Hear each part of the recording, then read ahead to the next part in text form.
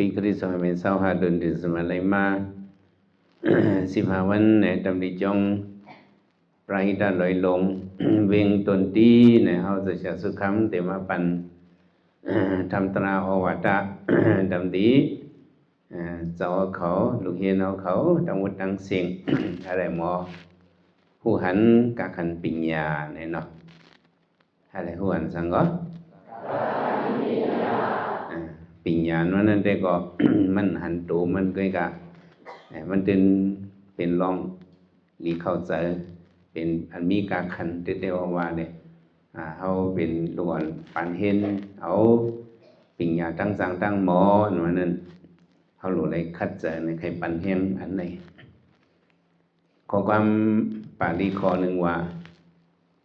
ปัญญาสมาอาปานาทีที่บอกมันว่าเงาแรง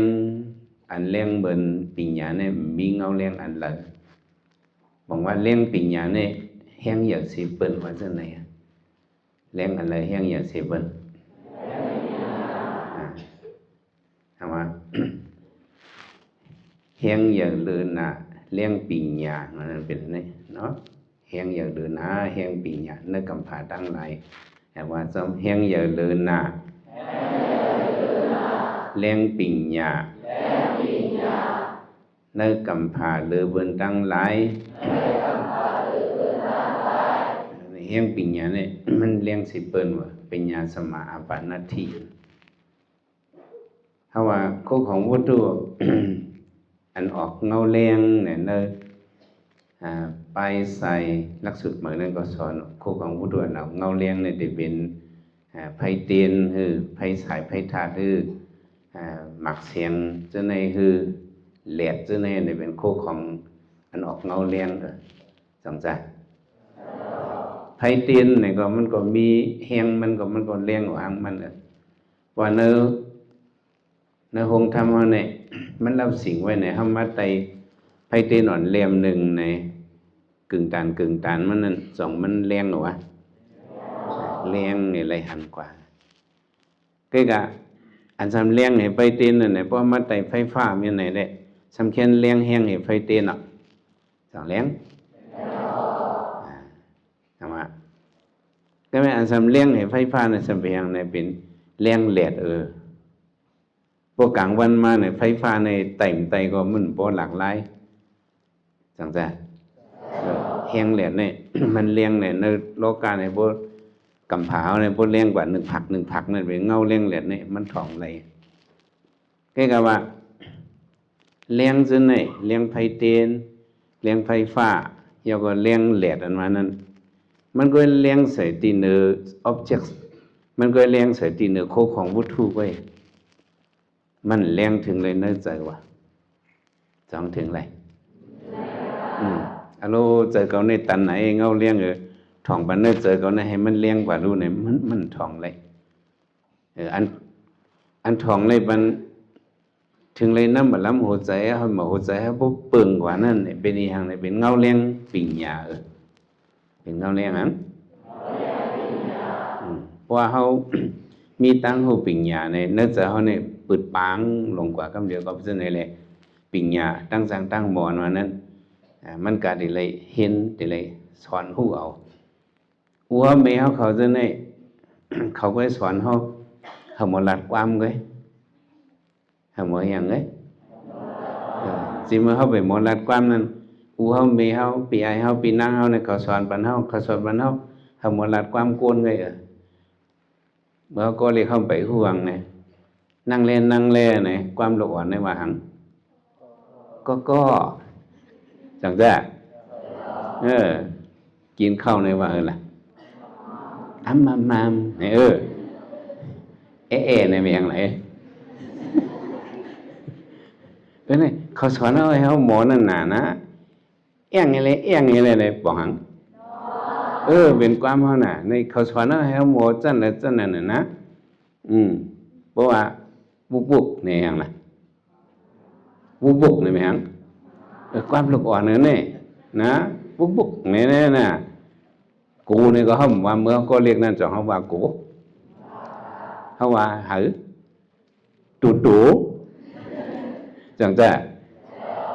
เขาไปปีก็เขาสอนเขานั่นน่ะเขาสอนเขา listening skill เขาสอนเขา speaking skill เขาสอนเขาว่าตูว่าหันบงเขาว่าล่ะกองนั่นแหละจังว่าแล้วนั้นเขาอัวเมียเขาเนี่ยเขาไปสอนเขาให้หมดรัดความให้หมอหูความโกนให้หมดรัดความโกนแต่เขาก็สอนเขาอ่ะนั่งในก็เลยสอนเขาฝึกไปก็จ่องมาต้อมเนี่ยวันนั้นนะโคจุกเนี่ยก็จริงในจังว่าเขาสอนให้เขาหมอสเต็ปbyสเต็ปให้เขาหมอสร้างนั่นเนี่ยเพราะอย่างมากไม่ต้องไปหูน้ำมาแต่นี่อัวเมียเขาเนี่ยเขาไปสอนมันเขาให้เขาหมอรัดความโกนหมอป่องกันเลยก็ไงแต่เขาดีหมอตั้งหมอในเนี่ยเขาเลยกับสู้คู่สอนสลาอัวเมียเขาก็เฮิรนเนี่ยคำสอนมันอะไรก็เฮิรนเนี่ยเขาก็หลัวหาเงินหลัวกล้าหลัวขายหลัวเหตุการณ์จังจ้ะคำมีข้าวยามแต่สอนบันลูกล่างก็นั่นเลยลูกล่างไหนเลยกว่าเลยปล่อยกับสู้สลาเลยกับสู้เพิ่จังว่าแต่นี่กับสู้สลานั่นเนี่ยก็เลี้ยเสียนี่เลยเขาได้สอนปันcái cả tại đây son bên bình nhà đang màมันสมิจันมันน่ะสองมีอ่ะเป็นตัวการไปปิญญา education ในเป็นก็ตัวปลุกอ่อนมาปานในแต่เลยเห็นสอนปันสังพวกขึ้นมาจันในแต่เลยสอนปันทางเทียงพวกขึ้นมาแทงจันในแต่เลยสอนปันทางพวกอยากมาแทงแต่เลยสอนปันในเป็นมีเลเวมันเป็นมีจันมันเนี่ยอย่างว่าครูสอนเนี่ยก็เลยมีกูจันเนี่ยสองมีทีนี้มันครูสอนอันกัดเขียนเนี่ยหรือเป็นครูสอนอันสอน primary school เนี่ยครูสอนอันสอนจันอ่อนเนี่ยหรือเป็นครูสอนกัดเขียนน้องยิ่งจะครูลงก็อยู่เมืองญี่ปุ่นมาแมวเขียนนู่เนี่ยครูสอนอันสอนจันอ่อนเนี่ยกาเงินหัวเรือนเขาเนี่ยอยากเสียอันสอนที่จันลงจันเนี่ยลูกอ่อนเนี่ยมันลำลองลูกจังจ้ะลูกอ่อนญี่ปุ่นเนี่ยเป็นสอนในครูสอนเขาเนี่ยติเลยมีใช้ psychology เนี่ยเป็นมีไปวนแต่ที่สอนลูกอ่อนในเหตุซึ่งคือในโดยสุขดียามหันในเงาตรงใน TikTok คือในสั่งสิ่งวิดีโอจะในคลิกก่อนจะในพุทธหันลูกอ่อนญี่ปุ่นเนี่ยเขาหมอนับยามเปิดน่ะลูกเขาสอนเต็มเล็กแหละจังจ้ะพวกเขาได้คำรถดังกาเนี่ยก็เขาก็ย้อนเนี่ยพวกเขาคำป้นกว่าในเมืองเราก็เหมือนเราเฮ็ดเมืองญี่ปุ่นเนี่ยพวกเขาขามป้วนเขาขึ้นไหวจูนาใกล้กลมหัวปัน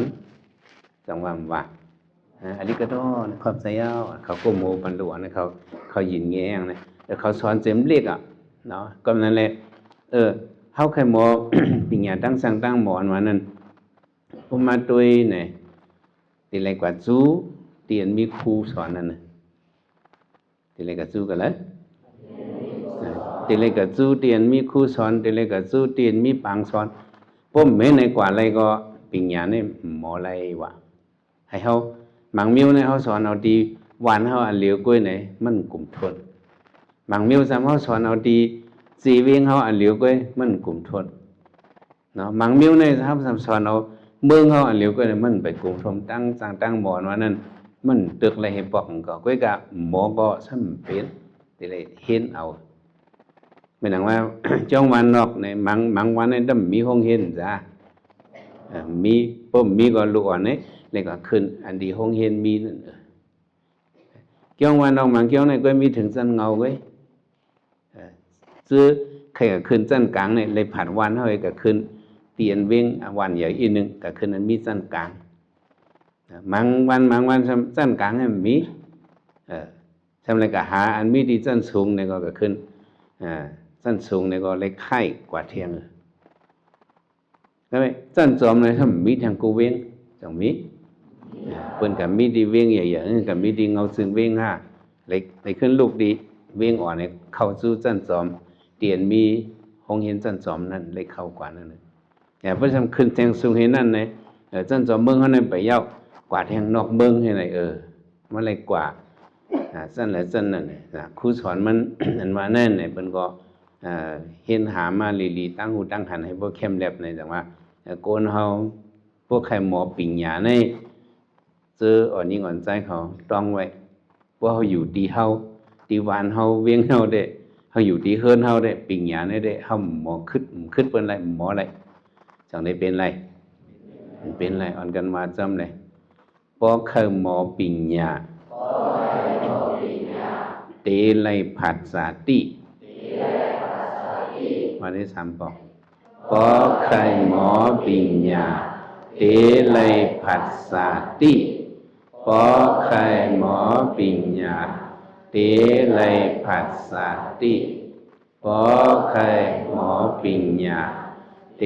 ไลผัสสาติในจื้อส่วนมาเผียวกันไหนเนี่ยผัสสาติมากกูเจ้ากูบ้ากูโก้กูกลัวเนอะเนี่ยจังผัดกอบช่างเนี่ยสุสัมผัสสาติสุละสุ่มหักสาติสุวะหักหรือสิตากอบช่างเนี่ยสัมผัสเนี่ยก็เบิกคะแนนเลยผัดมาละสาติเขานั่นจังว่าพวกคันเลยปิญญาที่เลยผัสสาติพวกผัสสาติเนี่ยอันเขาเคยเป็นนั่นมันหมอไรมันเต็มทนเลยอย่างว่าเขาเลยผัสสาติเลยมาปึงห่ม ลอยลงปราหิตะอันเจ้าคู่สิริธรรมะเขาอ่อนโหเตะตังไว้เนี่ยบุตรสามาตินั่นเป็นเถินเพนยุ่มไว้มีหิมหอมจังไหนมีหังมันจะว่าใครเตะตังโหลดจังไหนเมื่อนั้นเจ้าก็ไปมีหังอะไรเป็นดูเอามามีคำเตียงหน่อยยาวแต่ไหนเตียงคำเตียงแต่ไหนมีถันนิ้วกลางเขาในเตียงเจ้าดีเฮ็ดเลยลงพระหิตาก็เอาในกับขายอะไรเนี่ยนั่งพวกเจ้าเอิ้นอันคำเอาเจ้าเสียงคำเอาลุงเอาสียาไล่คามันเอากว่ากับขายอะไรก็จิ๊บไป6 เซนเลย76 เซนว่ะว่าตีเลี้ยวเลยเปลี่ยนปากลือคันเหมือนนั้นนั่งเหมือนนั้นก็เอาเนาะแต่ในเอานั่นนี่มาตั้งเป็นจ้องโดยหลวงปราหิตานี่นะว่าเขาเลยมาปึงห่มในเขาผัดสาติเขาในก็มังปอกมันโกนเขาในมันก็ได้เป็นอันก็มีเขาว่าโฮมสิกเนี่ยว่าก็โฮมสิกเนี่ยบอกว่าใส่ถึงเฮินใส่ถึงนั้นของเป็นที่พังหกพังเหเขาน่ะใส่ถึงกูก้อยโฮมสิกเนี่ยมีกูก้อเพราะก็อยู่นอกเบื้องแค่หนาเห็นเลยพวกก็อยู่นาเฮือนเนี่ยมันกาโฮมซิกอ่ะพวกก็อยู่นอกเมืองเนี่ยมันคันทรีซิกจะถึงเมืองเฮาอันนี้เป็นกูก็นะจังว่าก็ก็เป็นทางเป็นก็เบิกอะไรปิญญาเลยตีเลยฮัดผัดสาติทำจะผัดที่เฮาผัดสุเกสุกับโกนเนี่ยมันผัดสาติย่างผังมันกูคนก็หังก็เบิ่นนาการก็สั่งผัดก็เบิกอะไรปิญญาตั้งสั่งตั้งบ่ก็สั่งผัดก็เบิ่นไหลลองไหลตั้งเนี่ยก็สาติเฮาอันนั้นเป็นที่เฮาเกิดมันชื่อว่าที่เฮาได้เลยอยู่ตาเสได้ก็จริงก็เฮาได้ถึกเลยอยู่กันแล้วนี่ก็วันหลังเฮา อันเฮาเคยเป็นนั่นแหละมันได้ท้องอีปานเฮากว่าก็เฮาได้เลยผัสสะติที่เมื่อก่อนเมื่อก็ เพิ่นก็ให้ในผัสสะติมาด้วยเอาเนอ หลีกเนอทำซื่อๆพออ่านด้วยในเพิ่นว่าลูกเจ้าหัวค่ำเขากูบอกก็เพิ่นก็สอนเห็นเบิ่งแต่ก็สู่ดูก็สอนกันแล้วแต่ก็ศีลานะเพิ่นก็สอนเบิ่งแต่ก็สู่ในเขาก็ผัดเบิ่งเบิ่งเมเขาก็เห็นสอนเบิ่งแต่ก็สู่เมื่อกูบอกได้ก็เบิ่งลงมาได้ก็เขาว่าอัฏฐรสะปิญญาตั้งสังตั้งหมอ18เบิ่งแหนนั้นมันก็ป้ากูมีดังอันที่เหลียวนี่ก็มันก็เป็นซึ่งนั่นน่ะโหหุบมันได้เป็น18เบิ่งป้าเสียมลองลัดความป้าเสียมลองอันหมอเปียกลองขี่ม้าฮอรถฮอกาบอกกับอันที่เรียกเป็นฮอรถฮอกาซึ่งมันกูซื้อกูมิวลองบอกกับสืบเปิ้นว่าสังเสริญมันป้าหมดอัตรา18เบิ่งเนี่ยเพิ่นก็สอนเห็นจังนั้นมาคือกันปิญญาเฮาก็สอนให้หมอมานั่นเนาะเฮาสำเร็จอะไรมาเจ้าเจิงหือหลาอันนี้ก็หลฮู้ล็อกใจไล่เจอมานึพอเฮาหมอมาพอเฮาหมอเจอนี่ก็เหมือนจังผ้าเฮานั่นเฮาพันให้ปอกนี่ก็มันก็หมอหอจังซั่นผ้าเฮาในภายเฮาพันด้วยให้ปอกนี่ก็ลองว่ามันภายก็เปิ้นก็ฮู้หึงหึงว่ามันก็เข้าคาในหอไปแล้วจังเป็นนั่นน่ะมีหลวนจอง2ก่อก็สอนปิญญาจอมกันว่าตินสรกะเพิ่นก็สอนปิญญาเนาะ ขาสอนโฮมกันเมื่อดอกซับเจียขานขาสอนภาษาก็เหมือนกันกูเมียวเมียวเผื่อว่าขาสอนจัวเบาอ่องเอาเนี่ยขาสอนก็ปอกมือกับเมืองสาธิภาษาที่มันเนี่ยไอ้ตากออกกองเนี่ยไอ้ตากกองเนี่ยมันก็เหตุการณ์มันเนี่ยมันมีเงินมีคำมีเอินมีเยอะไรว่าเป็นสะเทอ่อนกว่าเป็นนางกว่ามันก็เหตุการณ์มันเป็นสะเทอ่อนกว่าขาสองก็กว่าจะมาไอเทียงกองในเฮียงก็มันไปหังเห็นเบลสะเทก็มันเป็นมันใช่ผ่านออกได้แค่นั้นน่ะมันห้ามใจมันห้ามใจแล้วมันหาตั้งพิษกูนั่นในพวกหาตั้งพิษเนี่ยหาตั้งพิษตัวเจ้าเก่าสังเกตก็หาตั้งพิษปืนไอก็เป็นสะเทเลยก็พังนี้เก่าเนี่ยมีจังนั้นได้ก็เก่าเนี่ยสามีว่าเป็นสะเทว่ามีเงินมีเยอันเก่าเนี่ยไปมีหังไอเฮียงเปียงหนังมันหมอนเก่าก็โมกูมีเอาลูเปียงหนังมันเฮ็ดเนี่ยเก่าก็เฮ็ดเลยลูเฮียงเก่าเนี่ยสมักมีไอไตก็เนี่ยสมักมีไอยามยาเสียสวนเอาเนี่ยเจอกดกันเนี่ยเผอกันเนี่ยเสียงกูนั่นในห้ำหันตั้งยศย่อมเฮาเพิ่นว่าจำพระสอนของเม็ดปักจับนาเฮาลูกงามเงาอ่ำเจียงเม็ดปักเนี่ยอย่าดันหือนี่ด้วยมือสู่เม็ดปักเนี่ยอย่าดันหือเม็ดหมักปักเนี่ยอย่าดันหือแต่ไหนเนาะเม็ดปักเนี่ยอย่าดันไหนเนาะสองยามกินฮะเม็ดหมักปักเม็ดปักในจับนาเฮาลูกงามเงาเนี่ยลูกด้วยเจียงเนาะเม็ดปักจับนาเฮาว่าเด้อลูกงามเงาอ่ำเจียงเม็ดงาจับนาเปิ้นลักถึงเงินจอมหันว่าก็เม็ดงาจับนาเปิ้นลักถึงเงินจอมหันนี่ความเฮาเนี่ยมันว่าหังเนี่ยมิดปักจับนาเฮาหลุมลำงำเงาเจียงเนี่ยมิดปักเนี่ยใหญ่ๆเฮจะไปอยู่ที่นาเฮาหลุมด้วยเฮาดำหันเจียงบอกว่ากูเฮาหันตั้งพิษเฮาเป็นเช่นนั้นเนาะใช่มั้ยมิดงาให้มิดปักในอันเลยสำเร็จล่ะมีแต่นี้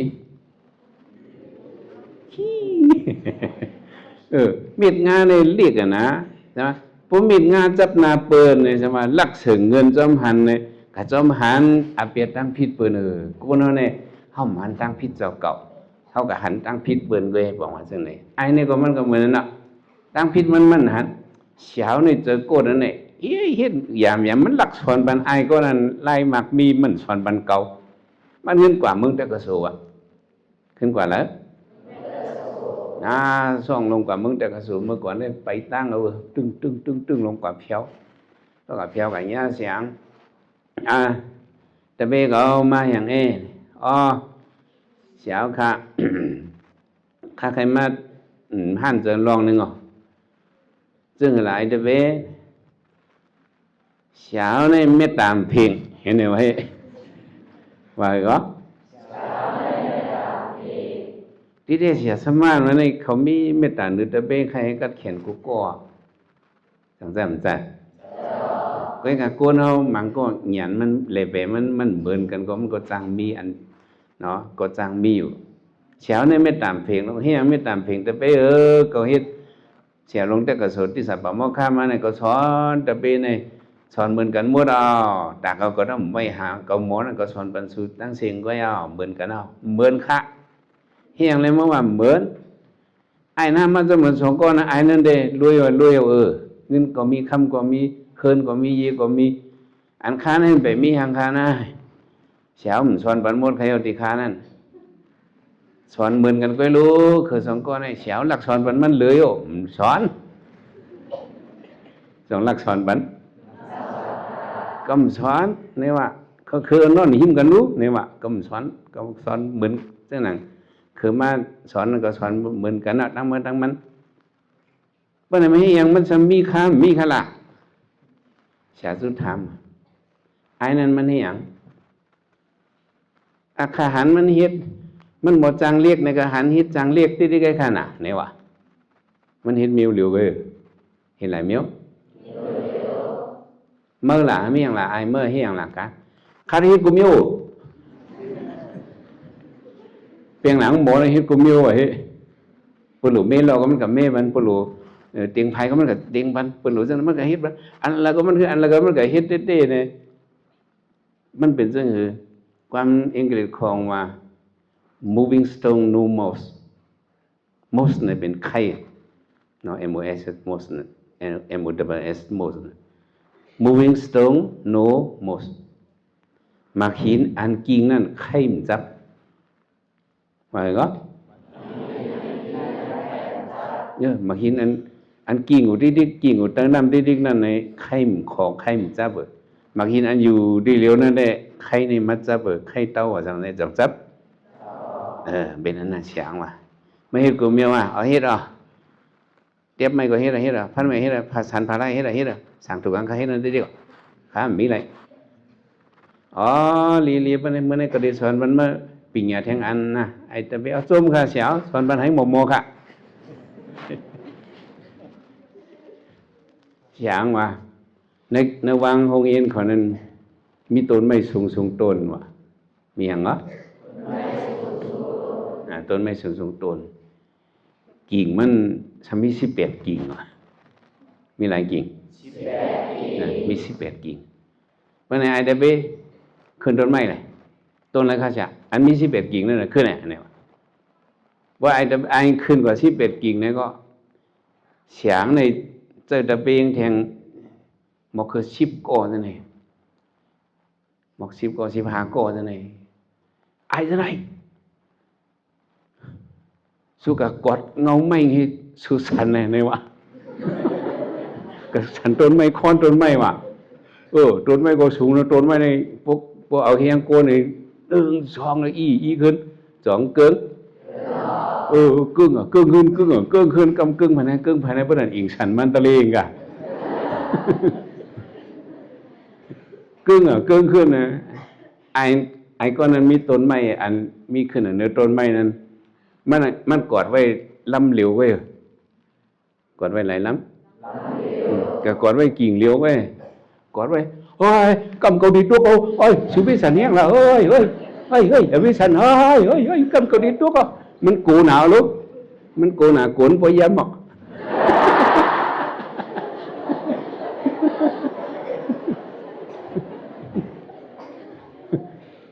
โกนปอยำไหม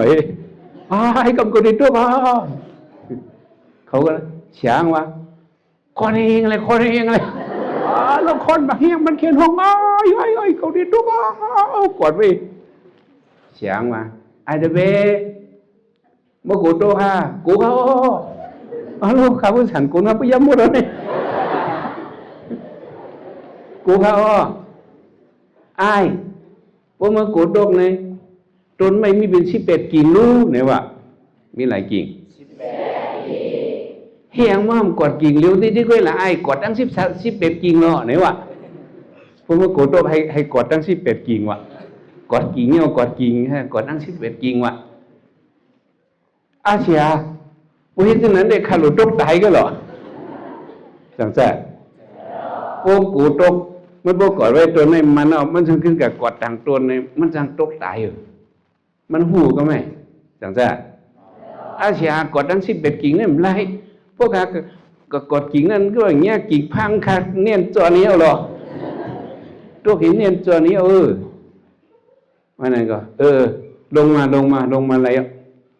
ลงมาไอตะเบลเหมือนจะมันขึ้นต้นไม้ต้นไม้ในคอนแห้งเมื่อกดลายกิ่งล่ะเนี่ยกดกิ่งเลี้ยวก็เป็นเหตุการณ์อันนั้นเป็นตัวสายไงไม่เมียนตีไงเป็นโหลเฮ็ดอันเลี้ยวก็เฮ็ดอะไรอันเฮ็ดอันเลี้ยวให้มันเป๊ะๆนั่นน่ะปุ้มเป๊ะๆนั่นได้ก็เฮ็ดอันนั้นก็โลอันนี้ก็โลอันนั้นได้มันหันเส้นต่างมันมี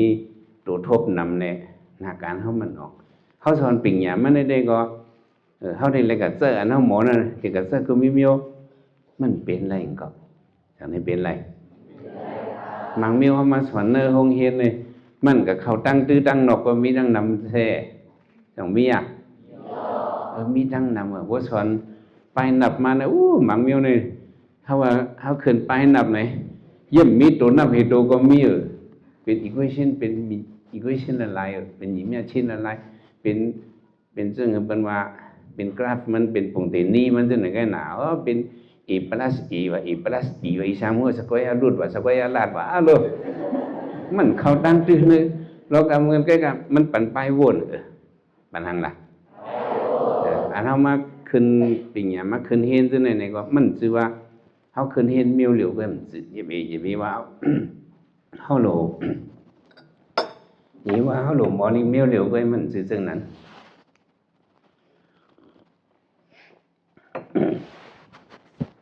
เขามาสอนเฮียนลีกันว่านั่นไงเปิงหลงมันได้เขาหลุดเข้านะ society dimension society dimension ได้บอกว่าไงบอกว่าเขาหลุดหมอเฮ็ดก่อกันหลุดหมอเฮียงจิมก็เล็กก็อย่างท่านประธานมันเขาหลุดหมอกับสืบมือกื้อกันนั่นอันนี้เป็นเปิงหลงมันเป็นการหลอนเฮียนเนี่ยหมอฮู้กันหมอจอยกันหมอไว้ใจรีต่อกันอันนี้หลวงหมอกับสืบกันในเป็นเปิงหลงมันเอามาสอนเห็นปิงหยาเนี่ยอันหลวงลิก็อ่องว่าก็อ่องลิก็อ่องไล่มันนั่นเขาได้รัดเนี่ยลองหนึ่งมันหนังว่าเป็นเลนแห้งเนาะเป็นเลนแห้งขี้เข่งกันอันที่ว่าสปอร์ตเขาว่าอันเลนขี้กันอันนั้นเนาะอันเล่นเค้กันมันหนังว่ามีตาหนึ่งปากเนี่ยเนาะแต่มีลูกกันในถึงดีป่นถึงดีพักตูเข้ามานั่นก็มีตาหนึ่งปากหนึ่งมีตาในมี3 ปี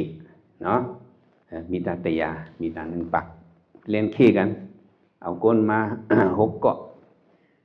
หลายเกาะเพราะว่า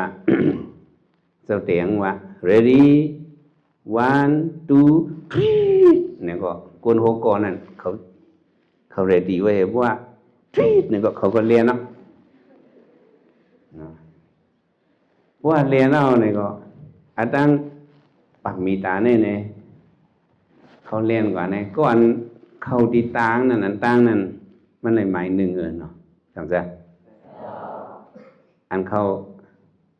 ตามมันเป็นหมาย2อันตามมันนั้นเป็นหมาย3เป็นเลือก3 เกาะเลือกหลายเกาะอัน3 เกาะเนี่ยเป็นปันสู้จำใจเป็นปันสู้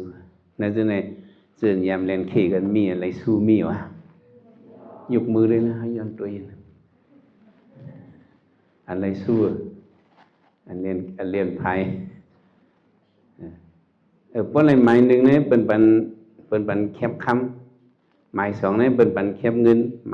มาย3เนี่ยเป็นปันแคบตองเนาะแคบตองนั่นแคบเงินแคบคำแคบตองเนี่ยความไตเอาคองมาเดลาในสุอันนั้นเป็นห้องอันเป็นแคบเนี่ยความไตห้องว่าเรียนเนี่ยห้องอะไรก็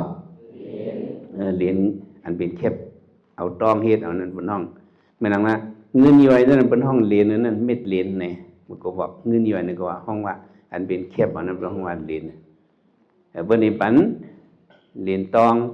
เรียนเงินเรียนคำเนี่ยเป็นปัน3 อันปันหลายอันก็ไม่อันซื่อสู่ก็ว่าเห็นหลีกเห็นไรออกมาเอาเนาะเขาอ่องไรซุ่มปีเอาไรซุ่มเอ็มเอาไรเอ็มฟีเอาไรพีเอชดีเอาอันอ่องมาเช่นนั้นเขาได้เอาเลน3 อันนี้มาแตกนี้เลนหลายอันเอาเลน3 อันนี้มาแตกนี้วันไหนอันเขาอ่องเฮ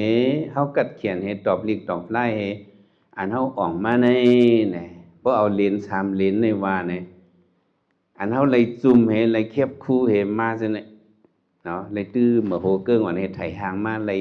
จีกีนอ่อนเฮมาเอาเก็บหางมาป้าจะเผาเขาไว้นั่น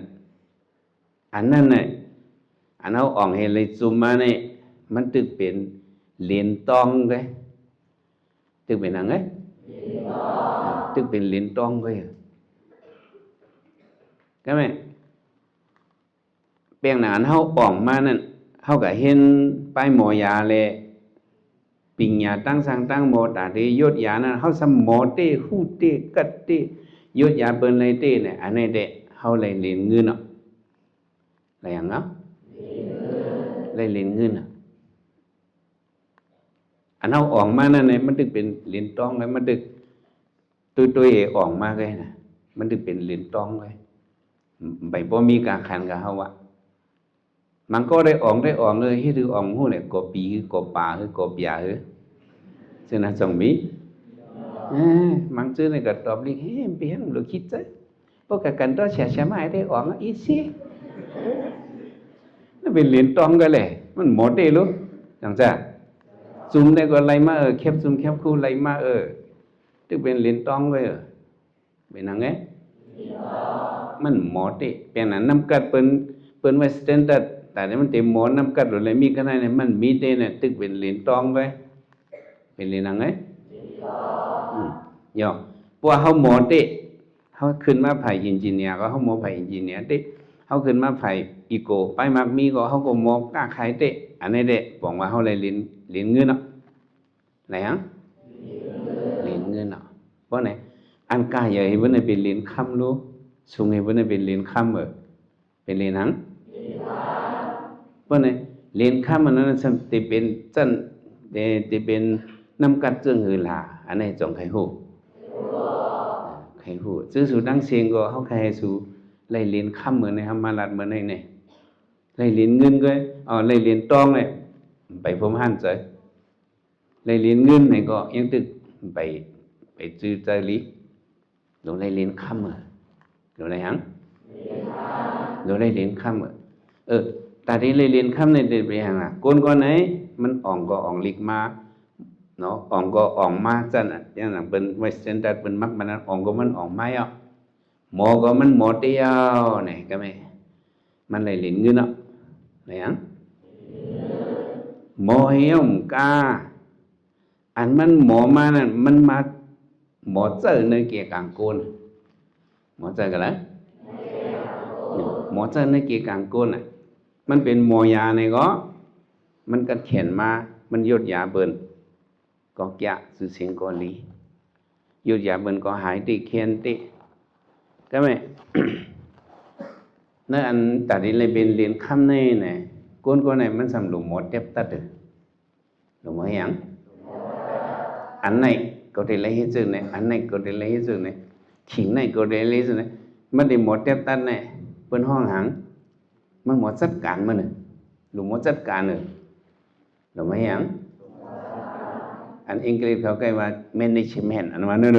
รือหมดเฮ็ด management ซ้ำลูกดิมันหมอมามันหมอจัดการมันหมอเหตุการณ์มันยาวก็หมอเหตุอันนี้ก็ยาวละก้อนหนึ่งก้อนในพวกลองกับสืบมันลีในเปิ่นใครมาสู่มันสองปอกจากนี้มาโหลดเป็นลองกับสืบดีให้ลองไปมากมีเนี่ยก็ลองcommunication ลองกับสืบดีเนี่ยพวกมีเนี่ยเป็นน้องก้นนั้นมาซื้อเขาก็มันใครมาซื้อแทนสองปอกพวกมันกับสืบดีลงมากับสืบเปิ้นปูโป้เปิ้นลาดตัวเปิ้นยุ่มตัวเปิ้นจะว่ากันน้อมเปิ้นจะนั่นสิกับสืบให้มันเข้มๆเร็วๆลีงามๆให้หมอจัดการนั่นก้นไหนเปิ้นห้องว่าไล่เหรียญคำอะไรอย่างเนาะก็ขึ้นมาไปมังมีอีโกอ่องจุ่มมามาเผยเสียงกล้าขายเปิ้นมาซื้อก็ตัวนาเปิ้นสองเปิ้นได้ใครมาซื้อเตียงเปิ้นมาซื้อตัวนาเปิ้นตัวนาพงไงใต้ลี่ตีลายใต้ลี่ตีลายเด็กๆสองเปิ้นได้ใครมาซื้อมันหล่มวิลองกับสืบหลีเข้ามาค่ะเลยใครมาตัวอย่างค่ะอะไรอย่างค่ะหลวงจึงค่ะติเลยหาบันค่ะมันหล่มหมอซึกกับสืบลองอันโกนมาซื้อขายมันเป็นหมอเขามันน่ะมันหล่มหมอกับสืบพวกหมอกับสืบเบอร์นี้กระถางเรียกเบอร์นี่ นังในซื้อโคกเก่าๆมีได้ซื้อของอะไรผมซื้อก็ว่าเท่านั้นสมมุติใครซื้อคนตั้งยานเฮามาก็บอกบนเสียงเมืองสูในหน้าคายลีนะมีเรื่องตั้งยานเขาก็เฮ็ดมีเรื่องกล้าเสียงเหียงเหรอเขาเสียงเมืองสูกับใครตะขี้เล็กเดี๋ยวก็เบิ่นโอนเงินมาเอาเงินให้เขามันนำหนักก็บอกมันไปมีมังหาเฮงไปมีมังบึนตึงมีมังเฮงในอย่าให้เบิ่นตึงเป็นปานมัง90ตัวนึงก็มีมันก็บอกนะเงินมึงมาเนี่ยเขาขายเสียงออกเนี่ยตาบองเนี่ยปุ่นมาปั่นเงินเขาเนี่ยสื่อทงขับงูทงหังก็สองหูจักกับphòngหูโยทงขับงูสาระอีกมันมั้งเนี่ยว่าก็ว่าสาระอีกเนี่ยได้หูเนาะทงขับงูได้หูแต่อันนี้ก็เห็นหูเพราะเอาความเบิ่นลานเนี่ยเจ้าหูแก่เบิ่นความเขาหนังกันบ่ให้หูแต่ก็ใจลีแก่นะแต่เนี่ยใจลีจังใจลีกูเบิ่นหูนั่นน่ะแต่เฮานี่แหละเอาความเบิ่นลานไม่นังว่า CAKE ออกเสียงว่าหังเค้ก CAKE เค้กเป็นอีหยังนั่นเป็นขมุนเนาะ CAKE เค้กเนี่ยความอังกฤษได้ฮู้เก๊กอ่ะมันในสมัยยืงเอาความอังกฤษมาเกิดเป็นความมันเขาสมาเก๊กโมงเขาว่ามันมาเก๊กโมงแต่เขาเขียนนี่นั่นขมุนเก็บโมง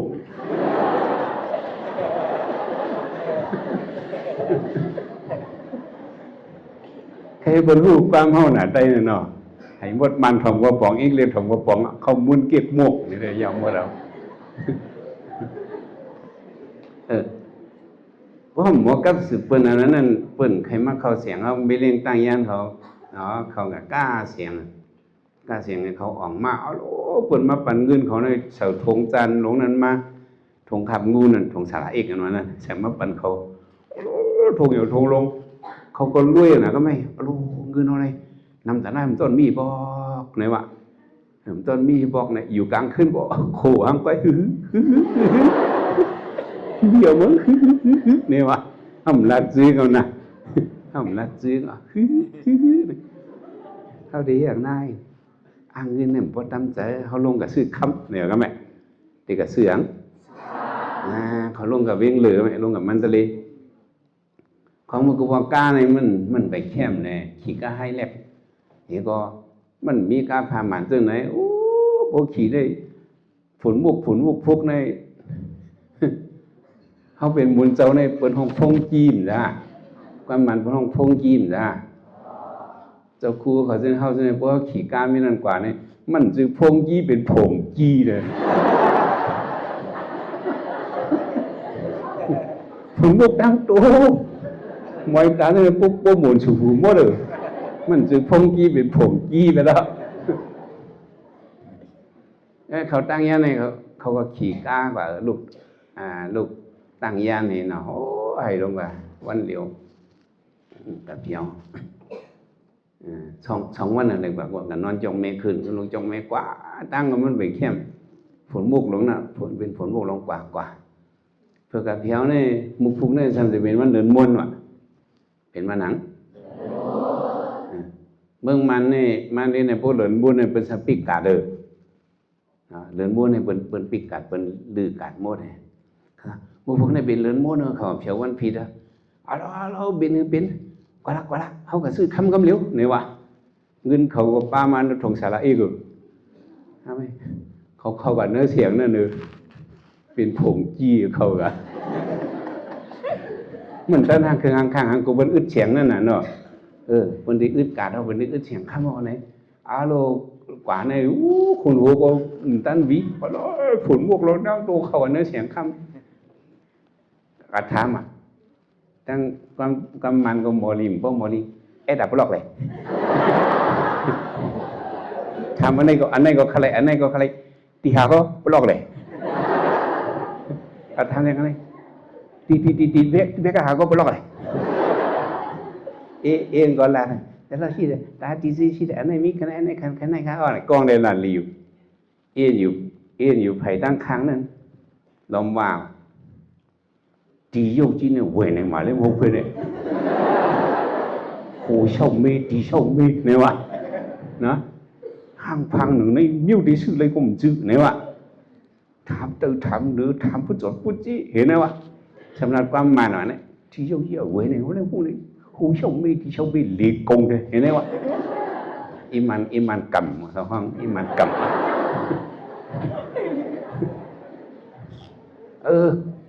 คนต่างยานสมุหูเลียดเขากะจำกันสีก้อนนะอัตราก้อนสมุหูเลียดนะพูดกันแล้วเสื้อเสียไปมืออิมันกำวันที่เขาจะเหนื่อยมือที่ว่าhàngเขานี่ซื้อเลยคำเขานี่ว่ามือเนี่ยnơiคนต่างยานมาคนต่อสายใหญ่กองคนhàng đóคนต่อสายอย่างนี้พวกเขายิ่งความเบียนใจเนี่ยปลึกนะครับเรียกว่านะครับแม่น้องปลึกเนี่ยมันก็จีน่าจำได้เอ็มันกันเฮ้กองมามิ่งปากเยอะเลย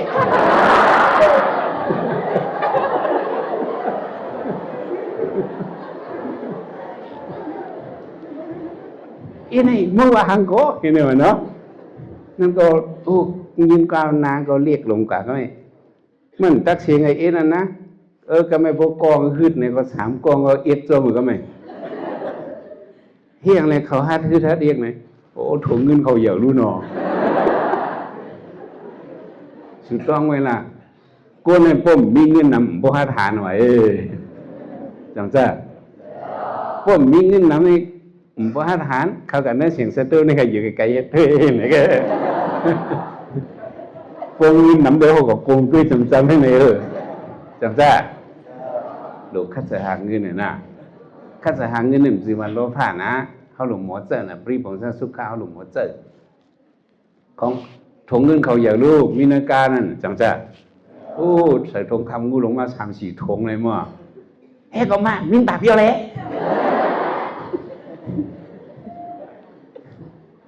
กองเขาว่างานด้วยมาไว้ในพวกล่ะเห็นไหมวะ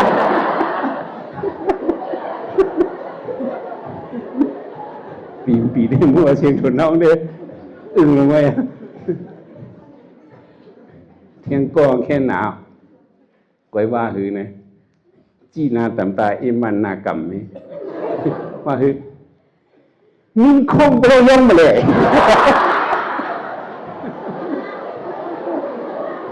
มีเงินหรออาการนั่นน่ะก็โหมึงได้ใครกันหือเนี่ยมาเดี๋ยวลูกโลเขาเลือดปันเลือดเนื้อเสียงนั่นนะเขาเลือดปันเนื้อเสียงนั่นกำมาไม่เล่งเขามาน่ะไม่ถ้าประเภทเราไปหังเนี่ยวะทำไมเอียนไผ่พุกเฮียงเขาห้องในถัดสีวะพวกคนตัดสายใจเป็นห้องในถัดสีเนี่ยในถัดสีมาประเภทเรามาดูประเภทเราเนี่ยบินาเราไปยังข้าเนี่ยวะก้นชื่อก้นขายมือเนี่ยมือเปี่ยมหมดกับสืบเป็นเลียว่าไม่เขาในนุ่งคุกเก่าเขาก็ลงกามานี่เขาชื่อเลยมาว่าที่เขาเจอไหนวะเขานี่กาเสียงออกมานี่เห็นไหมวะเนาะกาเทมาชาลาอีกปีเด็กบุยแบบมีอะไรบ้างเนี่ย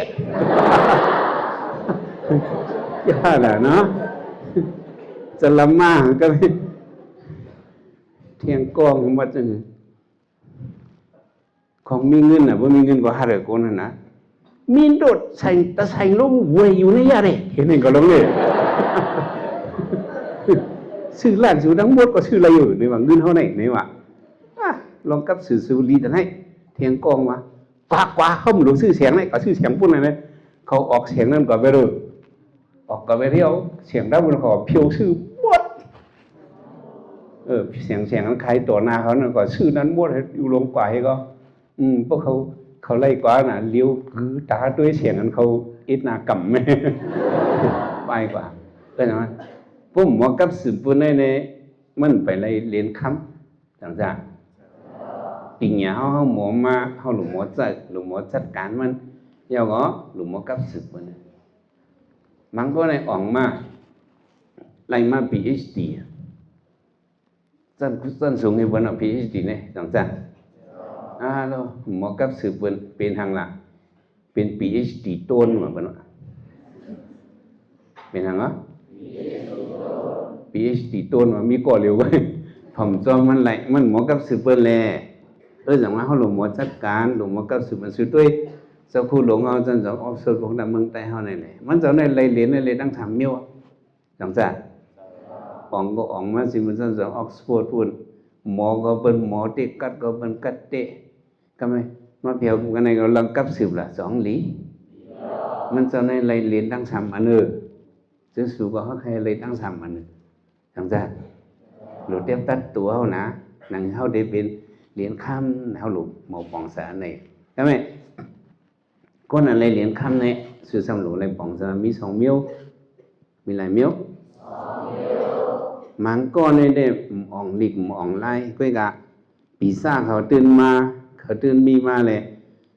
เขาหมอกับสืบเปิ้นห้างก้อยเขาหมอmang con nàyมีนำกันเขาหมอỏng lịch quay cảเขาหมอกับสืบเปิ้นน่ะมีนั่นจังมีอันนั้นได้คำจบอ่องหังก็เขาได้เรียนคำไว้นั่นเขาหลวมมักมันเลยคันนี้หมอลิหมอไล่หังกระถางนี่เปิ้นไหลจังใจแต่ในเฮาในเฮาหมอลิหมอไล่ในบ่ซ้ำเฮาซ้ำก็ได้เรียนตองเนี่ยก็ได้ก็มีที่ปองอย่าไปให้อะไรเป็นเส้นเอาหลวงหมอปองเสือปิญญาตั้งสังตั้งหมอเนี่ยก็หลวงได้หามาก็ให้อะไรเรียนตองงมกาให้อะไรเป็นบ้านเรียนเงินงมกาให้อะไรเป็นบ้านเรียนคำอันนี้มันต้องได้มีกาคันถ้าเขารู้เอาปีญญาในเหตุเนี่ยปกป้องปันดูเสาเก่าปกป้องปันพี่น้องเขาซื้อคือเขาหวานเมืองเขาภาษาเขาศาสนาเขาเลยปกป้องปันเอาปีญญาปกป้องได้กี่อาเห็นเปิ้ลทีนั้นสระสุตตานวันนั้นคนผีเจ้าหนึ่งยำมาทำพระเป็นเจ้าเก่งสุนารานารัตนังว่าพระเป็นเจ้าค้ายตนาโกนเฮาอันเข้มนั้นเป็นอิสังขารเจตนาอันว่านี่มันหมอเฮ็ดให้ใจเฮาอุ่นน่ะปันใจเฮาซื่อจังซั่นบ่มีเงินคำโกนให้จังใจซื่อจังใจอุ่นใจอย่านึกว่ามีเงินคำไหนเจตนานั้นจำเป็นข้างหลังนี่เจตนานั้นนี่มันเป็นเครื่องใจโกนเฮาเป็นเครื่องใจพระเป็นเครื่องใจโกนโกนอะไรใจตื้อเจตนานั้นจำเป็นโกนเมียวเลยนะเป็นโกนมีฟงกรรมเป็นโกนนั้นมันจะเลยขีดรถลีกาเลยอยู่เฮิร์ลีเลยหอยเลยตื้อเกี่ยวเสียงเงินคำนำนะเขาเป็นก้นมีฟุ้งกรรมก้นนั้นมีฟุ้งกรรมนี่ได้เหมือนจังก้นย้อนหรือเก็บยุกยักจำผังตังเช่นนั้นเนี่ยเขาใครหอยใช้ข้อคำว่าจังอะไรหอยเขามีฟุ้งกรรมเอาก้นอะไรหอยตื้อเจตนาเนี่ยเขาเป็นก้นมีฟุ้งกรรมเขาหลุดจมจอมฟุ้งกรรมเขาแต่มาเจตนาเนี่ยมันนี่ได้จะเฮาอุ่นเพราะหมอเจอตื้อมันปั่นพ่อนหลีบนตาเขาเนี่ยคนพิธามเจตนาโกนเขาเนี่ยเนาะเขาได้เลยใจใหญ่ยิ่งปืนยิ่งเนี่ยเป็นเจตนาไม่รู้ราคาถามซึ่งไหนพระเป็นสมเด็จตบคอเรียกว่าปิญญานารานังรัตนังปิญญาเนี่ยเป็นเครื่องเสรีโกนเขาอันเขาได้เลยอุ่นใจ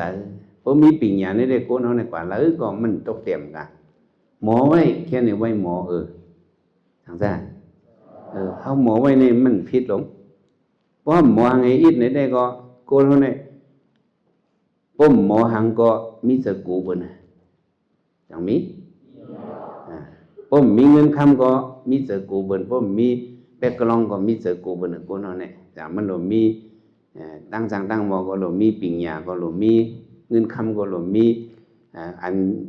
เสียเขาปีน้องเขาเจอคืออันกั้มแถมภายหลังเขาก็หลงมีจนนะเขาจังได้เป็นก้นมีน้ำเสืออุ่นจังได้หัดหานแต่ว่าเขาหลงได้มีจะเมื่อได้ไขลัดนี่ลองมีปิญญาเนี่ยก็ไม่แต่ที่หมอกับสืบกันลีงามนั่นเนี่ยเขาหลงไว้กาขันอันมีจำเขาอันล่างสุดเนี่ยแต่ไรไว้กาขันอันมีไก่อันมีจำ thì lấy với cả thành mi sắm không anh ấy họ để làm này áp bụng anh đừng nghĩ họ thì còn nhớ lòng bản hẹn pin nhà họ cái này gọi mi áp bụng anh đừngซื่อสื่อจงใครทำáp bụngมาáp bụng này มันเป็นตอนสอนเขาเนาะáp bụng này story วันนั้นกำพาเนี่ยมีนำติอันนี้เขาจะนิมต้องไว้จังไหนเหมือนจังหนังว่าáp bụngอีสุบเขาจังไหนมันเข้มหนักสอนปันโกนเฮาหลงใกล้อ่านลีกันáp bụng này đâyก็เป็นáp bụng โกนเหลือใหม่คนหนังเนาะáp bụng โกนเหลือใหม่เฮานี่ล่ะáp bụng โกนเหลือใหม่2อันนะหลายอันáp bụng โกนเหลือใหม่อันน่ะลุงกองมันก็เหลือใหม่เนื้อเถินถึงวันมามันก็เหลือใหม่เนี่ยมันก็หันนกอ่อนตัวนึงหมัดจิ๊บให้แลก้านอยู่เนื้อลิ้นว่ะมันจังมีนอ่ะมีในก้านมันมีอะไรมีกับเนื้อลิ้นก้านของปุ๊บปั๊บเลยนะมันก็อีรู้มันก็ไก่ยบเอานกอ่อนตัวนั้นนกอ่อนตัวนั้นก็เฮียงตีมันก็เฮียงตีนกอ่อนมันก็เอามากระเฮินเผื่อเอามากระเฮินก็มันก็ยุดยาปันให้เลี้ยงปันเขานำตั้งกินนกนั้นก็มีแห้งมากไหมนกก็แข็งแห้งมาปีกก็แข็งมากมันก็ว่าโอ้คนก็ในมันเอาก็ไว้ในเนาะมันมาผดก็ความใจแบบมันมาเกศเสนว่านั่นนะความใจว่าผดเนี่ยว่าให้ว่าก็ความเป็นน้องใต้ลึกเขาว่าผดในนั้นเนาะพระเป็นเสามาผดพี่สร้างสัตว์ก้นเนาะมาผดมาเกศเสนว่านั่นนะคนก็ในมันมาผดก็จ่อยก็ไว้มีจิสูหนึ่งก็ได้ตอบจิสูมันใช่ไหมพอมีจิสูหนึ่งกันเราตีเลยตอบเกมันขึ้นจังจ้าอย่าไปลืมเกซูอย่าไปลืมกุ้งเขามาอยู่จ้องเลยลงปลายหิตาก็อย่าไปลืมเกซูอย่าไปลืมกุ้งความใจเอาแทงคองอย่าไปแม่กุ้งในแทงก่อนเลยนะอย่าไปแม่กุ้งในกำพองในแม่กุ้งให้กับฆ่าใครเจือที่เขาอยู่เศร้าให้ไหนนั่นนะอันนี้อย่าไปเฮ็ดมันจะโกนขึ้นใหญ่เอาหลุดด้วยอันลีมันกันปุ่มมันนี่ก็ใครว่านั่นนะก็เป็นนกตัวนี้ก็เลยตอบเกซูหมอหรือไม่ในกว่าไหนวันนั้นก็พวกหมอลืมไม่ในการในเฮือมาในนกอ่อนตัวในห้องในหับตอนมันว่ะจี๊ดซับในเสียงก็หวานเหมือนนกต่างตัวนกตัวในเสียงไปหวานนี่เนี่ยเจ้าไม่เจ้าลืมไม่ก็ลืมไม่มาในพวกมันมายินเสียงนกในเฮืองพอหายเปียวในเจอมันน่ะกลางในก็นกอ่อนห้องจิ๊บซับก็เฮือนมันนกตัวในคำบั่นขังก็มันก็มินกว่าเลยก็หลุดออกจิ๊บเขาเนี่ยมันก็อยู่ซ้อมเขาก็หักมันเขาตั้งเฮือนก็หักนกตัวนั้นนกตัวนี้ก็ห้องเนี่ยก็ไม่โกนหิมหอมนี่ยินเสียงนกหางเอ็มยามยินเปิดมาตุยตวงหางลีแก่ละเปิดทำตุยสีงามขาวๆเริ่มไม่อินเพราะนั้นนกเงินได้เนี่ยเอาอีเป็นนกเงินกว่าก็ไหมเป็นหางเหรอฮัลโหลนกเงินเสียงวันน่ะนกเงินเสียงวันน่ะเฮือนหรือลาดกันโกนตังวานเนี่ยมาตุยนกฮัลโหลนกก็ห้องนี้เฮือนมีกวนหรือเป็นในมันสำคัญเสียงกุนย่อยอันนั้นนะพวกคนมานำงอจงไข่ลีลูกกำมก็มาด้วยนกให้กำมก็อันไหนก็มาซื้อกว่าในไข่ลีก็ไม่นกในฮิจิสุปนะโลเห็นไหมใครลูกดีวันเนี่ยผมก้า2 วัน 3 วัน4 วัน10 วัน20 วันปากวันให้อ่อนกันมาด้วยเนี่ยนายเนี่ยก็ไข่ลีย่อเปิดออกมายองนกเงินเสียงหวานนกเงินเสียงหวานเนี่ย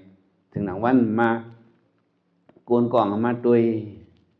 สมาว่าคิงเจ้าไม่เจ้าเลือไม่ทำยินว่ะในก็เป็นนกเงินกี่แหล่ก็หันในเถิดนั้นมีนกคำเสียงหวานนี่ในหางหลีน่ะอยู่ประมาณนี้วะคนคนนั้นลาตีลาเลนก็มันก็หมอหุ่งก็เพราะว่าคนเลือไม่ในอะไรยินว่าในเถิดในมีนกคำเสียงหวานเห็นในเตี๋ยววันนั้นมานกเงินนั้นห้องก็อาบน้ำเสียงหวานไปแล้ววะนั่นนี่นกเงินนี่นะเสียงก็อาบหวานอย่างนี้ถมมาอาบน้ำเสียงก็ใครหลังจี้เขาโลยังไงวะหาตังนี้มามันไม่กล้าคันกันมันเอียงเหรอน่าจะในกับมุมมองกับมุมมองนกคำในเนี่ย2 ปาหันเตะกับมุมมองนกคำเสียงหวานนี่วะใน นี่เป็นนกเงินก็แหลมโป๊กเสียงบานลงนายหางกลมโป๊กหางลีลงนายเนี่ยนกตัวนั้นก็จำหนังยามห้องก็มันห้องนี่คิงในหนังหือมันเอาว่าก็ไหมแล้วใจขี้ในกับงองนกคำเลยนี่กับมองหังไงสองหันนกคำสองมีเตียสองหูก้นเฮาทีเหลียวก็อ้อนกันกับมองนกคำมันเฮาพยายามหันอันมีอยู่หิมจำเฮาในเฮาไว้กาขันลูกในก็ให้ในมันก็ไว้กาขันนกเงินในนกตัวนี้ก็เจ้าก็เนี่ยมันป้อนหนังคือก็ร้องก็อยู่จ้องเขาก็หึงเอาป้อนไหนก็ได้ขึ้นเบื้องเถิดเอาเนี่ยมันก็อยู่หึงมาน่ะขนก็ไถกันไล่กันก็คิดนั่นก็หูตุ้ยวันนี้นกดื้อตุ้ยก็มันตุ้ยลีตุ้ยพูดตุ้ยพักห้องก็มันบ่เข้าหูมันเสียงอับหวานนกคำเหมือนที่หวานเนี่ยเห็นไหมวะมองนกคำดีๆก็มองหางเห็นก็ถึงวันมาตามคำนกตัวนั้นก็เหมือนได้ตรงตักเขาเองกว่าเนื้อเถื่อนเอากว่าตีอยู่เขาเป็นเนื้อเถื่อนแหละนกมันก็โคโคมเองมีเลี้ยวเพิ่นเขาใน3 หอบไปโอ้เสียงยึดเสียงคือเสียงวานเปิดดูมาตัวดังวานโอ้เหมือนในนกห้องเสียงไปยาวเสียงไปห้องหลวงห้อง3 หอบพวกเราก็มาปั่นที่กวนเหลือใหม่นั่นมาปั่น3 หอบหลายหอบปั่น3 หอบไปมาจุกเหนือห้องหมาห้องชอบเจ็บก็คิดในก็ตัวนกนึงห้องก็มาทางลียังนกคำเนี่ยที่ทางลีมันใจมันเนี่ยในใจว่าเจนน่ะนกมันก็มีนกว่าทางตัวกลางมันก็จำตัวเพราะให้นั้นนกมันมีนกว่าเงาเหรียญในทองใส่นกตัวนั้นฟังเบิ่งกี่ปีมีนพัดในเงาแรงในออกมาพร่ำในเป็นสีคำว่าเป็นสีหังเพิ่งด้วยโหนกคำนานกว่าไปดอกจ่องมากขึ้นเนาะนกมินออกคอกตอนขึ้นปอกกันวางเยอะมากขึ้นเนาะเพราะไหนเอาวันนั้นไหนคิงในแนงกว่าเป็นว่าในอาบุ๋มนกเนี่ยเป็นอันไหนแนงแห้งมันไว้กาขันอันนี้มอมมันจังจ้าช่วงก็เขาอยู่จำกันใช่ไหมเขากุศลบารมีเขาเหมือนกันเนี่ยเขาเลยมาอยู่โคมกันเนี่ยเขาหลูไว้กาขันกันกูโก้เจ็บเด็กเจ็บอย่าหลูไว้กาขันกันอันมีที่เขาในเป็นนกข้ามมือเขาหลูไว้เจอจังไหนมีกาขันจังจ้าอย่าไปกับมองอันที่ไกลนั่นเพราะกับมองที่ไกลได้มองเยอะอยู่พวกกับมองที่ไกลเป็นมองหังมองใหญ่ปองหังพวกมองใหญ่ก็คนที่เหลียวนั่นใช่ไหมกับมองที่ไกลกันนั่นตัวในพี่เด็กในอาหังดีแจ่มในเลยกับปานที่เหลียวเลยเอาแฝกไอ้เฮ็ดไว้หมดอ่ะจังจ้าก้นเท่าก็เป็นสาวหนุ่มจังจ้าก้นกี่ก็เป็นเหมาอ่อนเนาะเอาแฝกเฮ็ดหมดเขาไปกระถางว่าอันเป็นเอาแฝกเฮ็ดเป็นนกข้ามมือเนี่ยได้ก่อยขี้ลิงเนาะอย่าไปกับม่วงอันไกลอันเขามีจำกันนะหรือไว้กาคันนะจังจ้าเนี่ยเขาหรือไว้กาคันกันเขาหรือว่ากัดสืบกันให้เลยเป็นเหรียญค่ำให้เลยเป็นหางเงาะปุ่มกวนเหลือไม่อันได้เย้าไหวอ่ะต้องใครเป็นเหรียญหางกวนหิมหอมันเนี่ยเป็นนกเงินฮะเป็นนกคำจงมีกาขันอะไรมาไว้กาขันกับสืบกันดีๆอย่าไปจ้าต่อกันอย่าไปจืดต่อกันให้เลยมาว่างคว้างบันกันให้เลยตุ้ยลองลีกันจังจ้าก็ไม่แทงอันหนึ่งปุ่มกวนเหลือไม่ปุ่มหางแทงอันนั้นได้เป็นไอขี้ไอไตสองก้อยยังเหรอค่ะโฮมเงินกันเนี่ยซื้อเรียกลืออันเรียกลือไม่เรียกลือกูบอกมันไปมีเชิงซอจนมันไปมีเรียกลือแล้วโกนจันกองอยู่ดังเดือกองอยู่ดังเตยจันเพราะไอขี่อยู่ดังเดือจันไอเตยอยู่ดังเตยจันเพราะไอเตยอยู่ดังเดือจันไอขี่อยู่ดังเตยจันในเรียกลือสองคมเนาะเรือขึ้นเรือลงเอาไม้มีอ่อนตัดให้ก็เรือเช็ดพันต้นไม้เรือเช็ดอะไรก็เมื่อไรเปลี่ยนมากก็ขายให้ก็หอมเงินขายไงก็ไม่ขายอะไรเงินมาว่าขายไม่เอากับขายไม่เนื้อวิ่งอะไรเงินมาว่าอะไรเงินมาไหนไอ้ไต à lô hiện cản hư tăng buồn hay mà cái mày lấy งินมาซื้อกินเนื้อไก่อินกว่าซื้อกินเนื้อหมูอินกว่าไอ้เขได้มันกินไอ้เขได้กินข้าวเหผักส้มเหทุเรียนนี่ก็ไอ้ไตได้วัดเกี่ยวกว่าเนี่ยนะเนาะกินเนื้อไก่กินเนื้อหมูเนี่ยว่าอะไรเงินมาไอ้เขได้มันซื้อมีเฮ็ดผักกาดมาซื้อผักกาดมามองส้มให้ซื้อทุเรียนมากินอะไรเฮืองไอ้กี้นั่นก็ไอ้เขได้อื่นน้ำลายคอยมันเขาอื่นเนาะไอ้กะตึงมันเล่เนี่ยหึงมาไอ้เขได้หอมเงินไอ้ไตได้กินเกี่ยวหึงมาเลือน3เลือนอnàyไอ้เขไอ้ไตเรียกเลือนได้เมื่อเอาก็เอาเวลาให้หาได้ไข่การกับเหตุการณ์เอาเนี่ยไอ้เขเผามาในวันมาฝีเสียงล้านอ่อนนี้ขายมีเงินมาขายข้าวเผาเนื้อเวียงก็แม่ไอ้เขนี่ก็อะไรมา6 ปีจนในตั้งเป็นกรมนิยตั้งเป็นนั้นถึงนี้อะไรมา6 ปีไอ้ไตเรียกเลืองตอมเนี่ยนะไว้เรียกเลืองตอมมันนะบอกเรียกเลืองมันหนึ่งบอกมันเอาตั้นช่างโป้งโป้มันผายมันเอาตั้นช่างเลยมีรับให้เรียกเลืองนั่นก้อยมังกว่าที่ดีพระองค์เรียกเลืองนั่นมังกว่าตอมกว่าที่ดีค่ะเนาะเจออะไรอ่ะเรียกเลืองมังเนี่ยเนาะคือยิ่งเนี่ยเอียงเตะฮักอ่ะเอียงเตะฮักอ่ะคือดันเอียงเตียนกันเลยเขาว่าเอียงเตะฮักอ่ะนี่ก็ซื้อเรียกเลืองมากว่าเนี่ยกว่าก็ซื้อเนื้อเวงอย่างนี้ก็ซื้อกันเลยฝึกเข้ากันเนื้อเสียงนั่นโลเสียงเรียกเลือเสียงเยอะเสียงหลงก็เราเครื่องยิบลักษณะของเนี่ยไข่กุ้มเมี่ยวเครื่องรถเครื่องกาเครื่องเลือไข่มันก็ด้วยหาเรียกเลือใครเรียกเลือในเฮงกับจีเอาให้เรียกเลือในมันก็สร้างเงินกับเพื่อนใครไหนวะเพิ่งกว่าด้วยมันอันเปิดเสียงนั่นเปิดหุบเงินนั่นเป็นไอขีดได้กองเลยเป็นพระไอตีฮะไอขีเราบันขีเราบันขีในเวลาเสียงเมื่อไหร่เนาะเจอเสียงเมื่อไหร่รู้ใครจดใครจีลูสัพพะเทมีจดมีจีกุมโยอีโนลูคนนึงกึ่งทางบนห้องเราบ้านเสถียรก็ย้ำแล้วเผียวเสียงเมื่อไหร่ลูใครกุมโยมีกุมโยโซเฟตุยไอ้ไตไม่การหังลาเขาตึกเลยไม่ให้ตึกอย่างเนาะลูกจิมันดึกเลยไม่ฮะเธอเรียกเรือน2ก็โฮมกันชื่อนั่นก็เอียงเด็กขาดแล้วขึ้นมาเสื่อเหมือเมื่อวานวันนั้นหายไตฮะก็เป็นไตก็กันเมื่อซื้อก็ซื้อเลยก็เอาครึ่งก็มาไตก็กันเห็นไหมวะเอาครึ่งไอ้ไตก็จุ่มเมื่อในมีแกไม่ถือมีหนอถามไอ้เขให้ถือมีวะสังสุใครฮู้ไอ้เขนัดคลองก็หลีต้องแก่เกาให้ถือมีมาใครฮู้ไอ้ไตเนี่ยฮู้ใครฮู้ก็มกินเนื้อหมูเนื้อไก่เจ้าจึงเมืองรูนี่วะต้องไปเลยนะมีอินก็ใครกินน้ำมีอ้อนก็ใครกินน้ำในจังเดียวหอมอะไรเปิ้นมันก็ว่าชีวิตสู้ซ่องตะเทลองอันนั้นเป็นอันไหนเปิ้นโหลด้วยข้าวไก่อันนั้นเนี่ยใครกินเกี่ยวกับเหลี่ยมจือล่ะเฮียงมาอินก็ใครกินเกี่ยวติ๊กอันนั้น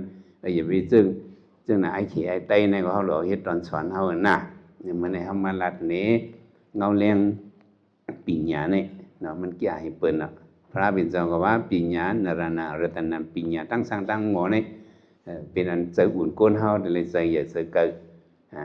แต่ว่าเลยมังยันพูญญานิพพานนี่ก็เป็นการปิญญากันแหละเป็นอันพระบิณฑก็ธรรมะเลยเป็นพระเลยสบิญญาญาณก็อันนี้ก็เป็นปิญญาก็เป็นอันแต่ว่าเงาเลี้ยงปิญญาเนี่ยมันมีหังแตกไหลว่านั่นโลกีปิญญาก็ย่อโลกุตระปิญญาก็ย่อเฮาหลงหมอเจอให้มันเมียนตีมันถึงขิงแทบตัดหลุดแทบตัดถึงขิงเฮ็ดหลุดเฮ็ดอันนี้ก็เป็นการ management เป็นการปิญญาเฮาหลงหมอเจอก็เฮาหลงหมอติดต่อกับสืบเปิ้นให้เลยเป็นเหรียญอังเนาะให้เลยเป็นเหรียญคำนะซื่อๆตึกเล็ก ตึกมี ขิงข้าวยามออกก็ตึกเลียดตึกไผนี่ก็คัดจะหาความปิงหยาอะไรเป็นเรียนคำกูก็กูคนกูจะกูบาสิกำเลยตา